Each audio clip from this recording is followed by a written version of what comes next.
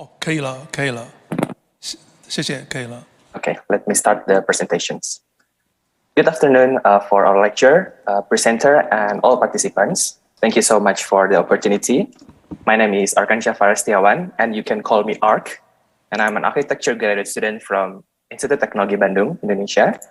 At this moment, I will present my thesis project entitled Activating Urban Low Space under TBC Matupang by Startup Facility through Workplace Comfort Approach. Jakarta as the capital city, as well as the central business in Indonesia, grows super fast in the infrastructure sector, and one of them is the transport systems. But on the other hand, reality is not always as the beautiful as expectation. There is dualism in Jakarta flyover, which triggers the quality of space. And here's some fact about the growth of transportation infrastructure in Indonesia. For the last decade, Jakarta accelerated their mass transport due to the urbanizations and caused 101 flyover, which produce low space. But the other hand, we also have a potential for digital economy that triggers the growth of startup ecosystems. And for additionals, this thesis also has been equipped with a long study of low space and startups company. Start from how and what causes low space, the typology, and also the characteristics. And also I find the trend to develop startup company with two kind of facilities such as incubator and accelerator. And here's my hypothesis about the low space solutions that are not just placing plants or just connecting any urban dots, but the potential would be more if the architecture could provide opportunities for productivity. By this productivity praise, I'm trying to break down my hypothesis and found 1 out of 3 focus by improving from degradative environments around flyover. And this is the table we'll explain to you how the design could assess as the design criteria for workplace to achieve the workplace comfort design. For short, this criteria comes from the physical issues such as the acoustic, respiratory, and then thermal, and the last one is visual comfort. And also I added the psychological issues for users such as the stress and attention recovery. To enhance this thesis research, I also trying to find some precedents around the world, but because there is no exactly similar functions and context, I was divided it based on the context such as the low space utilizations and the startup incubator. And let's going back to the locations. I choose TBC Matupang flyover in Jakarta because of some reasons, like this location is very easy to attach the startup users because the position is on the perimeter of the city, and it have an easy access to the ZBD by using the MRT. Then I also have some analysis to make a good understanding about this place. I'm using a data collections such as circulations, traffic intensity, and then I'm doing some simulation like climate and temperature, and make an illumination projections, and also doing some simulation about canyon effect projections. By this study, I also found that this place is still have a possibility to make a permanent facility, but with some notes like making several design adjustments. And the next I will tell about it.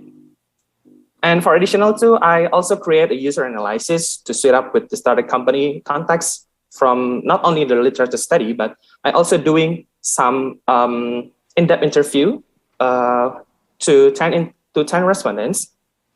And the study found that the building typology won't affect significantly their productivity, but the space experience, what they got from the workplace will have a lot of change to their productivity. So by all of these studies, I'm trying to make the special organizations, which is not only meet the needs of the users, but also harmless from a degradative environments that we talked before. And as you can see from this slide, the special organizations process start from the macro scales or the volumetric study and the space zoning, which consider the connection of urban fabrics and then the flyover pair positions and also the facility adjustments. And I also adding the micro scale considerations for the intra-study. So I hope the design could achieve the workplace comfort conditions. But for this thesis, I will not talk too much about the design process as usual, but I will talk about how to design some strategy to make the space meet the workplace comfort threshold. So how if the space could act, not only looks like a thermos, but let me say that with adaptive thermos. The definition is a thermos that not only prevents harm entity from the outside, but also filtering what is good to be entered inside. And furthermore, this diagram will explain the breakdown of adaptive thermos design strategy by making the space more flexible with transformative space and creating an adaptive barrier which will act as the preventions and filtering systems. And let's start from the acoustic comfort strategy, where I use ceiling sound absorber near the public plaza to resist the incoming intersection noise. And I also adding the perforated kinetic facade based on previous traffic intensity time analysis and adding noise diffraction reduction constant. By using the equations urban noise simulations engine, shown that the noise reductions comes from 60 decibels down to 35.8 decibels until 44.8 decibels. Then to achieve respiratory comfort inside the startup facilities, I use the vegetation's waffle filtration systems on every gathering system, which consists of rhizome root plant to absorb carbon dioxide from vehicle exhaust. And this strategy is also already tested in several studies that could decrease up to 60 until 70% pollutions. And then I also add a HEPA filter ventilations for every closed room to minimize the impact inside the room. And by using the butterfly and open source CFD simulation engine, I'm trying to simulate the behavior of the air inside the closed room, start from the lunch room until the startup office room. And I found that the air circulates well. And for the thermal comfort, I'm using the sandwich wall thermal mass to adapt with the noon and the night temperature. And I also added the chimney to make a chimney effect features, so the heat air could pull up to the upper level of the chimney. And I'm also using the ladybug and honeybee simulation engine. And I found that the temperature stables on the range of 24 until 26.7 degrees. But for the humidity, still a little bit high, up to 63 until 72%, since the under flyover space tends to be difficult to gain the direct sunlight. Last but not least, for the visual comfort strategy, I will use the light well systems from the chimney as what I already used before on the thermal to maximize the illuminance on the corridor. And I also added the levitation light shelf to continue the direct sunlight to the closed room. And then I do some simulation, also using the same engine. And I found that the lower ground level facilities gain more daylight, but all of the facilities could decrease the glare impact. And then for the psychological issues, the design strategy is simply adding natural features like vegetations and water feature to restore the stress of the users. And it will add on the gathering space and also every office spots. And for the attention recovery, I also use the variations of set facilities, such as the gym rooms, game room, and also library to resolve the user attentions after working so hard. And the next slide, I will talking about the detailed drawing of how the space connects to the city fabrics and connects with each others. And here, as you can see on the screen, this is the plan, also show the private degree of the room users from the right sides or near the intersections, and to the left side or near the MRT station here. And this is the sections drawing of how each space relates and affect the other function vertically, and also how the connections, especially with the flyover station and its elevated rail. And this is, we're talking about how the connections between people and space in the detailed scales. And the next 3 slides, I will show you the illustrations of the starter facility. Start from this slide, how the urban fabrics with the starter facility connect each other from the outside and the public plaza. And this one is the indoor space that provide several functions to boost startup growth and also already achieve the workplace comfort threshold that we already know before. And this one, another functions like the gathering space, auditorium, and gym to restore the moods and the stress for the startup users. And to end these presentations, there is several conclusions that hope could help the city solve low space problems, especially for the big city, maybe not only in Southeast Asia, maybe it also can help for globally. And such as the guideline to intervene and integrate between the low space and urban fabric, and also the important one is to improve the space from degradative environments. Hopefully these presentations can provide inspiration and a new knowledge for all of us. Really sorry if there is any mistakes, and thank you for your attention. See you again and stay healthy. 谢谢，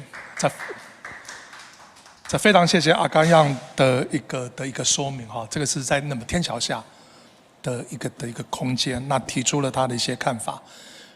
那看着在就是这现场的老师或者说线上的老师有没有一些建议？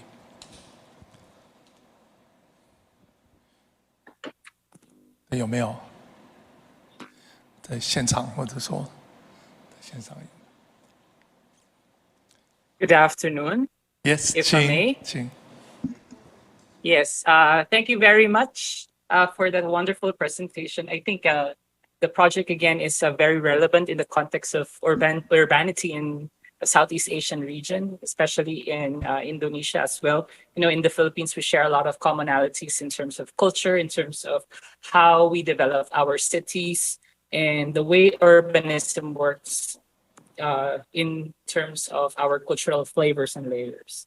A few comments that I would like to share with your presentation. First and foremost, I think your understanding of the technicalities of working on the theme of towards improving workplace comfort is commendable. You have identified technically some of the indicators predominantly in the physical and psychological aspects of on how architecture could influence its users on how to improve its comfort or relatively the workplace setting.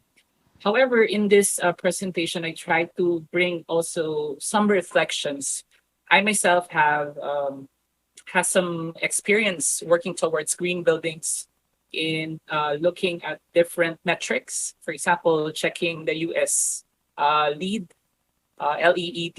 standard, green building standard. And here in the Philippines, we have a few green building rating systems in place. And there are, of course, varying definitions on how they would like to define comfort.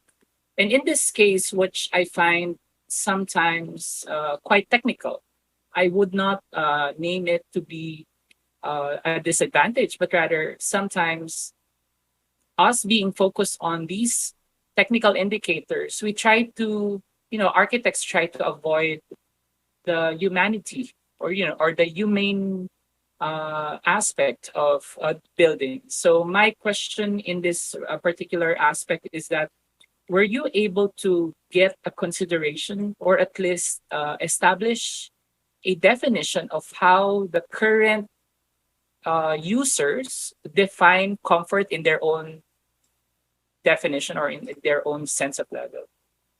Yeah. Okay. 好，对，是刚刚要不要回应一下？对。Okay, I will respond to the question. Yeah. But before, thank you so much for the comment about my project. Yeah. Actually, I also use the standard from Indonesia, and my lecturer, my professor also asked to me that how do you make sure that this comfort also suitable for the users, especially these users will belongs to the young generations. And I also actually already make some interview with some respondents and also define what kind of comfort definitions that you that I can meet your needs. Like for example, some of them a little bit jokes about the toilet. For example, the toilet. I want that for me the comfort on the workplace is the toilets, because if I can feel cozy or feel comfort on the toilet, I can increase my productivity. And I think at the first glance, I think it's just a joke, but then I make some contemplation for myself, and I think this is also important. So yeah, even on that random answers, I think this is the very important that maybe the next research we have to try to collecting data from the proper user, especially for the young generations. But for in my opinion, if we're talking into technical like the thermals or maybe the noise, the respiration, I think the answer will have a similar data with the regulations for the green building in Indonesia. Yeah, I think that's my response, and I hope it can clarify your questions. Thank you. Okay, thank you very much. I think that's at least clarifying in this side. Thank you. Dr. Lico? Lico 先，Lico 老师先。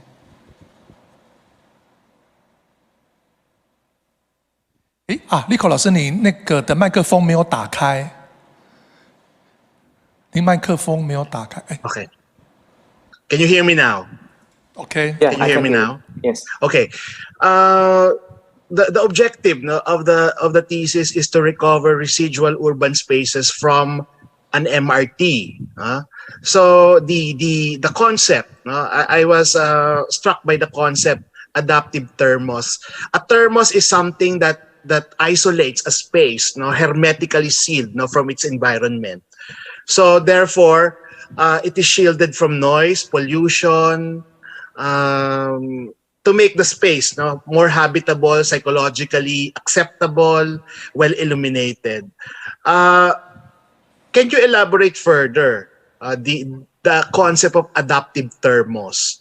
And another question is, did you consider vibration? How will vibration affect the users of these spaces?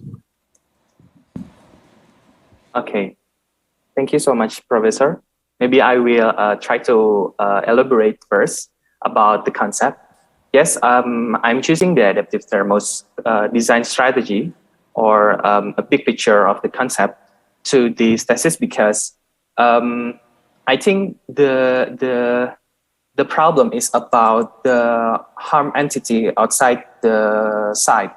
Like for example, the pollutions and also the noise from the vehicles. And then in my contemplations and searching from journal or paper, that what is the more suitable strategy for this site is by making it looks like a thermos. But then I think that if I only make it looks like a thermos, so how about the daylight and how about the airflow that still become the threshold for the workplace comfort? And when I also talking with my professors, my lecturer, he said that maybe the thermos should not become like a fixed thermos.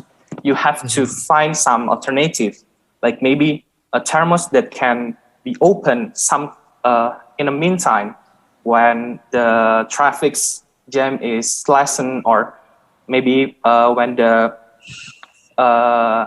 what I can say, the sunlight is not too high or something that harms to get inside the space.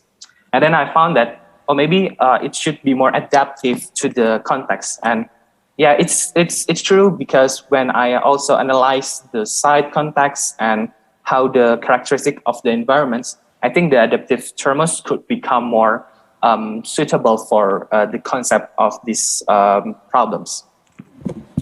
And then maybe for the vibrations, do you mean the vibrations of the upper level Yes. of the, okay, from the flyover? Yeah.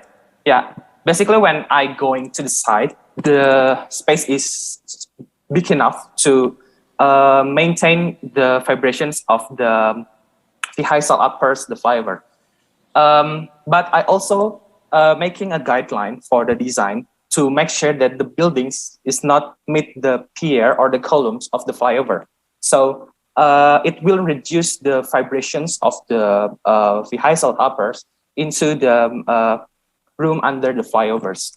And it's already studied in several journals. I also read some journal that said that you have to learn about the differentiations of the column type. And on this side, it's only a singular column. So you just need to make a gap between the wall, the column and your wall design. Yeah. Yeah. Because one of your consideration is that human comfort. Vibration is an irritating factor. Did you consider what frequencies is acceptable within your space? Yes. For the threshold of the frequency, on our regulation is about under 60 or 50 to 60, under the 50 to 60 decibels, because to consider the office functions, I'm trying to choose some strategy. For example, as you can see on the screen, this is the chimney. This chimney is not only solve the temperature or maybe the illuminance problems, but it's also trying to close the upper space of this startup facilities. And based on the simulation, it's also work for to reduce the frequency from the upper vibrations. Okay, 好，谢谢。 thank you. Well explained. 来，请曾老师，请。 Hello, Ark. A wonderful presentation and very nice project. And I'm just wondering, how to identify, discover, and utilize this kind of voice space within the city is a very important issue in the contemporary urban right now. And but eventually I realized, and those kind of a project actually, we also can call that an architecture without form, because you cannot really do like a fancy shape of it. So I know it's kind of a difficult, but for me, and you talk all about this kind of, it's more like a technical solution for the human comfort. So, but it become really, it become like all talk about the condition of the interiority. So right now I'm just wondering, what's kind of environments around your site? And what's the benefit to the neighbor? And what's the relationship between all those people and this kind of office related to your neighbors? Maybe you should introduce some of that and try to help me to understand how people can approach to your project, rather than talk about you create a very comfortable interior space. Okay. Thank you so much, Professor. Yeah, I'm really sorry about that. Maybe it's because close presentations, only 10 minutes. I'm trying to choose what kind of material that can be delivered today. But to explain what is the environments surround this place, surround these sort of facilities, there is MRT stations, of course, as you can see on the screens, and then on the left side there is big only a big field that doesn't have anything, but on the right side there is office buildings. So I think this place, just because my thesis is supposed to be the pilot projects, that maybe it could be replicated on the other place, like what I already showed before, that the Jakarta have a lot of low space, especially for the flyover.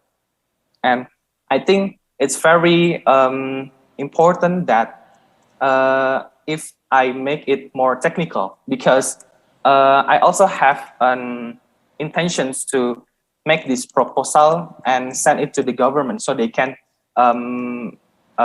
realizing that the quality of space while constructing the transport systems also have an important role.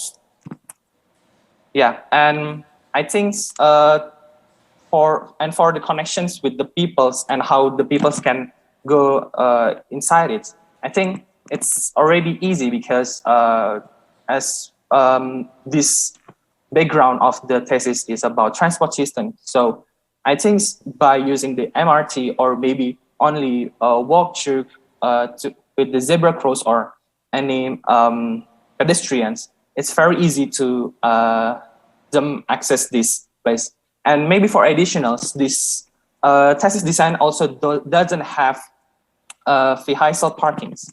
So it also have tendencies to support the government's campaign for the Jakarta's peoples to use the public transport instead of using the personal or private vehicle. And that's it. I hope it can clarify the professional questions. Thank you. 谢谢啊，来高老师请，高老师请。 All right, thank you, ARC. Due to time constraint, I'm just going to get straight to the point. Thank you for your thorough research and analysis. But I think just to answer Professor Zheng's question, I would suggest, let's think back to the big premise. For your project, I think your big premise should be Jakarta. The urban mobility is its majority is mass transportation. My personal experience in Jakarta and Bandung. By the way, I love Bandung. Bandung is a cool place with hills and the density. But Jakarta, to answer your question, the context is cars, and traffic jam. And motorcycles too. So your project should have a premise. This is a time where fossil fuel engine is obsolete. Majority load of the urban mobility is in mass transportation. So then, under the bridge, what used to be roadway are operated with automatically driven electric cars. So you probably only need 2 lanes, on each, one on each side, or just only one side. And then you have all your public space, and then under the bridge is no longer under the bridge. And then you got a project.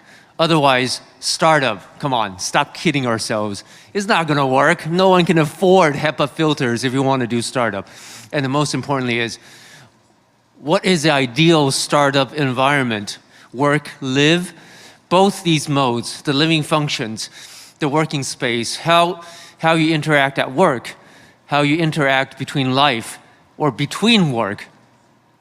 But right now, sorry, the current Jakarta doesn't give us much opportunity, right? Mukhe gile. 要不要简单的回应一下？要不要？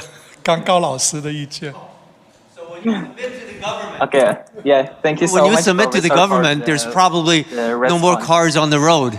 So when there's no cars on the road, there's no pollution, and there's no noise, and then the temperature drops too. Yeah.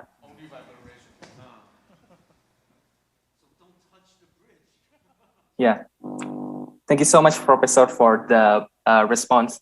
Yeah, actually, I also want to elevate this thesis, like what Professor said, but yeah, because I got the lecture that very technically, so I have to